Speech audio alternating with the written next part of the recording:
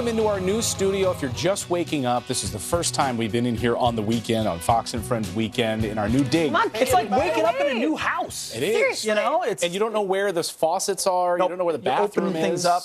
It's really beautiful. I don't know how to sit on this couch. It's like my legs are swinging. I don't know where to put them. It is such an honor to be here with you guys on your inaugural show in Studio F. And thank you for blessing us with your presence. Sandra Smith, always a ray of sunshine, a ray of hope in this dark world. Well, Bella Judd says there's no hope left. Sandra says there is. And if you're just waking up, good morning. Good morning. We got a ton of news to get to this morning. And if you were spending your Friday afternoon picking up the kids from work during your 3 o'clock hour, that's when President Trump was out in the Rose Garden yesterday, maybe even kicking off summer unofficially because it was nice out. He had the president of Romania by his side, and he fielded questions from the press for the first time, answering questions around the Comey testimony, the Comey testimony. And he went right after him. Take a listen.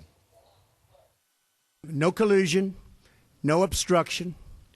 He's a leaker. Yesterday showed no collusion, no obstruction. We are doing really well. That was an excuse by the Democrats. Frankly, James Comey confirmed a lot of what I said, and some of the things that he said just weren't true. Who would like to ask? Should I take one of the killer networks that treat me so badly as fake news? And did he ask for a pledge of loyalty from you? That's another thing he said. No, he did not. So he said those things under oath. Would you be willing to speak under oath to give your version of those events? 100%. I call him homie. He's not his homie. Comey. Comey is not his homie. No. That's for sure. Let's be real here. No future president will be as interesting as this one. Every future press conference for future presidents will be boring compared to what he did. Unbelievable. He goes right after it. Shooter. He said, I was not under investigation. Comey's a leaker. No collusion. And the real story is that Loretta Lynch pressured Comey to misrepresent the Clinton investigation as a matter. You talk about pressure and illegal. It doesn't get any worse than that. We're going to have to dig further into that. And we know during that testimony that the former FBI director called the president a liar. Well, here's Corey Lewandowski, Trump's former campaign manager, calling the former FBI director, James Comey, a liar. Watch this. I think Jim Comey's in big trouble because under oath, in front of the committee, he said things which we know to be factually inaccurate, not just in his testimony this week, but when he was the director of the FBI, he's had to come back and recant statements that he's made and make misstatements because Jim Comey's a liar. And so, you know, when you are under oath, you should be very, very careful about what you say. And I think we've learned that this week when Jim Comey once again probably was not telling the truth under oath.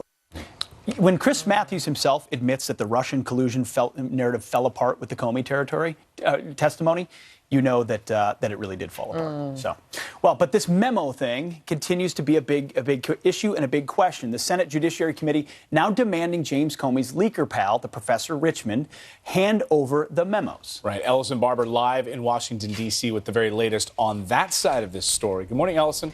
Good morning to you guys. The Senate Judiciary Committee is asking a Columbia law professor to turn over the memos Comey wrote after his meetings with President Trump. Chairman Chuck Grassley and Ranking Member Dianne Feinstein sent the letter to Daniel C. Rickman and asked that he release the memos to the committee no later than June 9th, writing, quote, Mr. Comey himself has encouraged you to release them. The contents of the memos have been widely reported, but until Thursday's congressional hearing, the source behind the stories remained anonymous. Then Comey said this. I asked a friend of mine to share the content of the memo with a reporter. Didn't do it myself for a variety of reasons, but I asked him to because I thought that might prompt the appointment of a special counsel. Comey told senators he does not have the memos, but said he would encourage that friend to hand them over. Rickman told Fox News he was the middleman between Comey and the press. A number of congressional committees requested copies of these memos before the hearing took place, but didn't get them. According to Politico, Rickman is now in contact with the Judiciary Committee. Guys? All right, thank you. Stuff. Well, here to react, we're going to bring in George Washington University law professor Jonathon Turley to break this down. So, Jonathan, we have to ask, did the former FBI director, Comey, did he violate any laws in being a leaker, in leaking this memo? Well, what he did was, I think, facially unprofessional. There are rules in the FBI that clearly state that you cannot disseminate FBI information. I believe this was FBI information. He signs a form, as all federal employees do, that states clearly that material like this generated as part of an investigation is presumed to be FBI information. You can't just hand it to the media. To leak it to the press, I think, is professionally and ethically problematic. There's even a federal law that makes some forms of theft of documents to be a crime. I don't think he would be prosecuted under that. But when I heard him say that, I was floored. I actually respect James Comey in a lot of respect, in a lot of what he's done. But this was really tarnishing of his reputation. And I think that what we're seeing is that the coverage of the hearing has been very distorted. You can accept many things that Comey says, but you need also to recognize when he himself has crossed the line. If the president said these inappropriate things to him, Comey's response was equally inappropriate. Yeah. You know, he said he got up in the middle of the night on Monday, which, by the way, is not a great time to make big decisions, and decided to leak to the media damaging memos about a president who had asked you to try to stop leaks. Now, if that doesn't bother people, I don't know what would. Well, it's amazing it's not getting more attention than it is this morning, Professor. But first of all, who owns those memos? Well, this is the rather bizarre thing. People are treating this like it's some type of diary entry that he's doing. He wrote this on an FBI computer about a pending sensitive investigation on an issue that he thought was material to investigation. On a meeting with the president. Right. And he then gave that information to his top team. Under protocols that existed a long time, he has to go to the department and say, can I release this? They review it, not just for executive privileges, people have been saying, but for other privileges. If I had asked for these documents under Freedom of Information Act, I assure you, because I've done these cases, the FBI would have refused and said this was under the deliberative process privilege and other privileges. And I think that Comey probably knew that. It's amazing. Another huge bombshell that came out of this was the story about Attorney General Loretta Lynch, his former boss. And we learned that she had pressured James Comey to downplay this Hillary Clinton email investigation instead of calling it, an investigation, calling it a matter. Simply a matter, M-A-T-T-E-R. What do you make of that?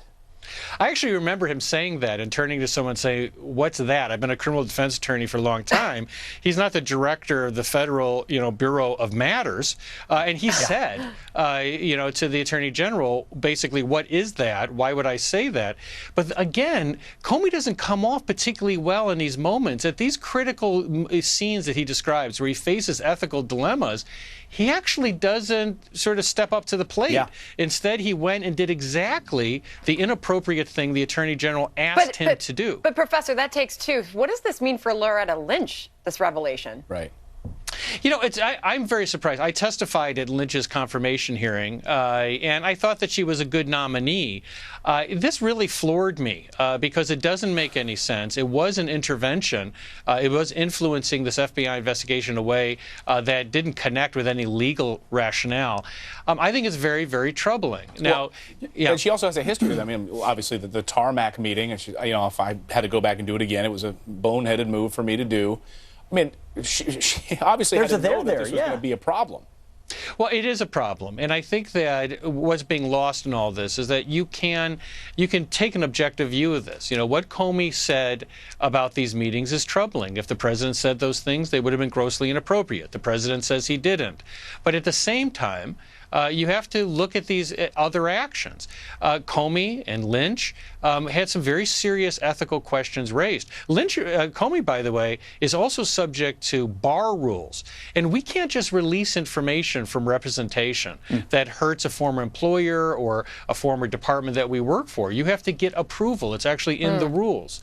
So this was very casual. So what Comey was describing was equally as problematic as what he said about Trump. He's asked Trump about Trump, why would he ask everyone to leave the room if he wasn't doing something inappropriate?